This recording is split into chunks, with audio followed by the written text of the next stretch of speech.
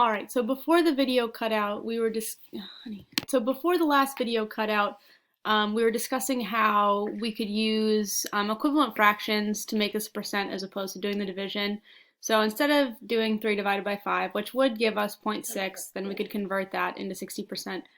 We could just make 3 over 5 an equivalent fraction with a denominator of 100. So we'd multiply 5 by 20 to get 100, and then 3 by 20 to get 60. So that would give us 60 over 100, or 60%. So finding an equivalent fraction with the denominator of 100 is always going to be a choice that will give you a percent. So that's always going to be an option for you. Using division, so numerator divided by denominator, that's always an option too. It's going to give you your percent in the form of a decimal. All right, so let's go down to example number 3.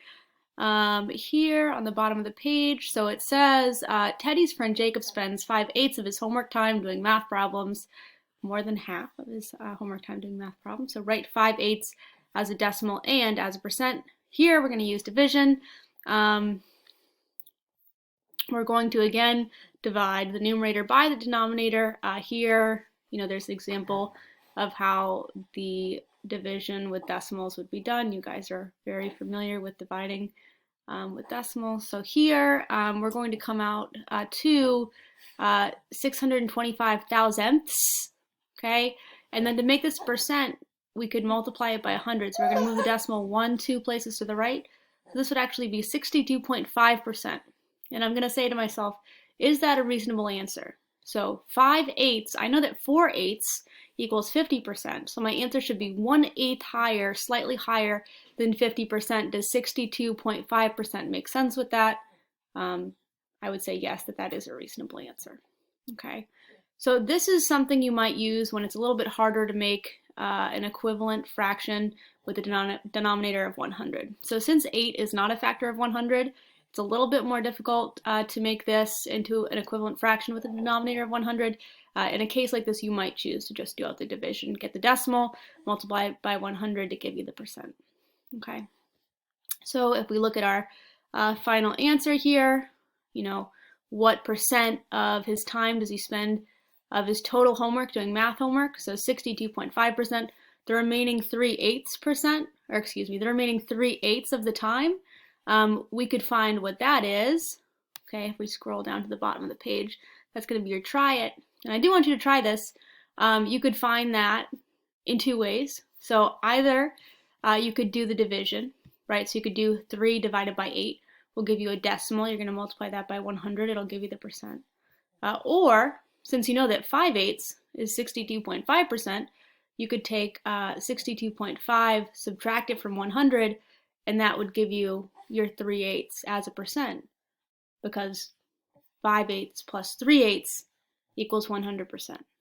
Okay, so I want you to go ahead and try this problem, and then you're going to come back to the video. Right, so hopefully you had a chance to solve the try it at the bottom of the page. So if she spends 3/8 of her homework time on reading, what's 3/8 as a decimal and a percent?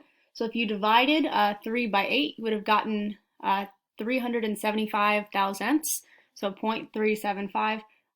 We can multiply that by 100, we'll get 37.5%. And you'll notice that 37.5 and 62.5 added together, your sum's going to be 100. And that should always be the case. When you add together all your, your various parts of one whole, you should have 100%. Okay, so that was, I posted a cartoon. I don't know if all of you saw it, but I posted a cartoon on our Google Classroom, and it said, I spend 60% of my time thinking about how much I don't like math. And then the bear's friend says, well, what do you do with the other 60% of your time? And the joke is that you'd normally be talking about 100% of your time. 60 plus 60 is 120, so that's more than 100% of this time. All right, so what I want you guys to do, we're going to flip to the next page in your book. So that should be for you, page 344. Okay, so I'm going to have you guys work on numbers 1 through 9. So that's this page that's on the screen here. You're going to work on this. Press the pause button. When you're ready for answers, press play, and I'm going to post the answers on the board. All right, so hopefully you've all had a chance to attempt these problems. We're going to go over the answers. Number 1 asks us, how are fractions, decimals, and percents related? They're related because they all describe parts of a whole. Okay, number 2 asks us, why do you use the denominator of 100 when you use a percent as a fraction? So a percent compares a number to 100, and we discussed that a percent is a special type of rate, right, where the denominator, or the second term, is always going to be 100. Okay, so how do you use the digits in a hundredths decimal to write a percent? You put the tenths and hundredths digits in the tenths and ones place in the percent. In other words, you take your decimal, you multiply it by 100, and that would give you the percent. You move the decimal 2 places to the right, and that's going to give you your percent. Okay, how do you write a fraction with the denominator of 20 as a decimal? Okay, so we would have to rewrite this into a fraction with a denominator of 100, and then the numerator in that equivalent fraction would be the percent. So we've already discussed this, but whenever you have a fraction and the numerator is a certain number and the denominator is 100, the numerator is going to represent the percent. Okay. All right, so numbers 5 through 7 ask us to write each number in equivalent forms using the 2 other forms of notation, fraction, decimal, or percent. So in number 5, we're being given a percent. We're going to write as a decimal and a fraction. So 27% equals 27 hundredths, or 27 over 100. 91 hundredths equals 91%, or 91 over 100. 6 over 100 equals 6 hundredths, or 6%. Number 8 asks us, Greek yogurt has 25% of the calcium that most people need in a day. What is 25% as a decimal? 0.25, 25 hundredths. And then finally, number 9 says, Linda received 4/5 of the votes in the election for student council president. What percent of the votes did she receive? That's quite a high percent. And just something that you might memorize in the future is that 1/5 equals 20%. So if we have 4/5, we have 4 groups of 20%, which is going to give us 80%. Okay, we could have also just written this as an equivalent fraction. So 4 over 5 equals 80 over 100. We multiplied both the numerator and the denominator by 20.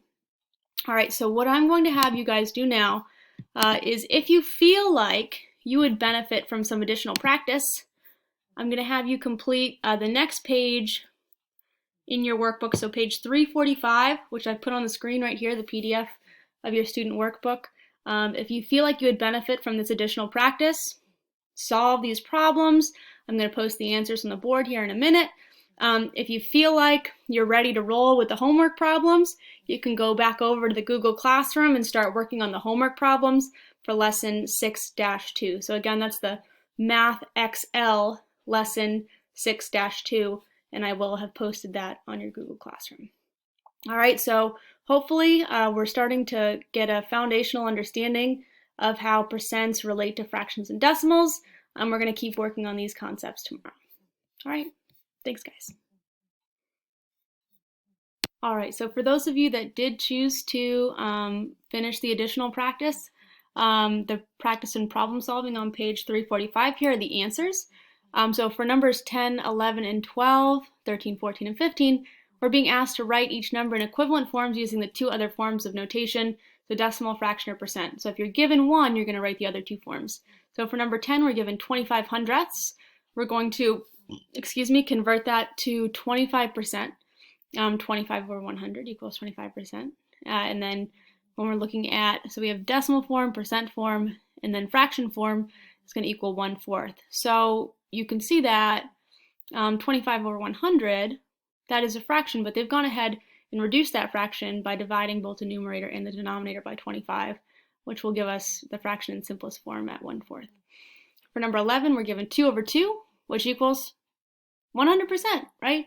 2 over 2, we could divide both the numerator and the denominator by 2. We get 1 over 1, that'll give us 1, right? So the fraction is 2 over 2, the percent is 100%, and the fraction or decimal here that we have is going to be 1.0. Okay, so number 12, we have 7%, which equals 7 over 100 as a fraction, and equals 7 hundredths as a decimal, 0.07. 38% is going to be 38 hundredths, or 19 over 50. So again, you might have 38 over 100 They did not write each number. They did not ask you to write the fraction in simplest form, but again, that's just a good practice. So they did reduce this fraction to 19 over 50, but if you had 38 over 100, that's an equivalent fraction. Okay, so 7 over 8, they did the division here, so 7 divided by 8 would be 875 thousandths, so 0.875 or 87.5%. For number 15, we have 4 hundredths equals 4% or 1 over 25, and again, they went ahead and reduced that fraction. Okay, so number 16 says Devin answered 23 out of 25 math problems on a test correctly. What percentage of the problems did Devin answer correctly? So we're going to multiply our numerator and our denominator by 4 to get a denominator of 100. We'll get 92% or 92 out of 100. For 17, how could you write 4/8 as a percent without dividing? Right? We could look at that fraction, recognize that it's equivalent to 1/2, and we would know that 1/2 is equivalent to 50% or 0.5. Number 18 says many chemical elements can be found in Earth's atmosphere. What fraction of the Earth's atmosphere is made up of nitrogen? You're going to use the pie chart, pie graph at your right, and it tells us that 78% of the Earth's atmosphere is made up of nitrogen. So 78 over 100, we can divide the numerator and the denominator both by 2. We get 39 over 50. Number 19 asks us how much of the Earth's atmosphere is made up of oxygen. We can look at the diagram on the right. It says 21% of the Earth's atmosphere is oxygen. Right, this is a decimal, so 0.21, 21 hundredths. 20 says what percent of gas in the Earth's atmosphere does the whole circle graph represent? So the whole thing, right, equals 100%. So we have 78 plus 1% is 79%, plus 1 is 80%, plus 20 is 100%. So if we add up all those numbers on the circle graph, we're going to get 100%. What fraction of the gases in the Earth's atmosphere are gases other than nitrogen and oxygen? 1 over 100. We have this tiny little sliver here. You probably can't even really see it, but it's in pink. Other gases equal 1%. So 1 over 100. Okay? All right, so you're going to go ahead now on over to your Google Classroom, and you're going to solve the homework assignments. With any questions, shoot me an email, shoot me a screenshot if that's helpful. I will talk to you guys tomorrow. All right, bye-bye.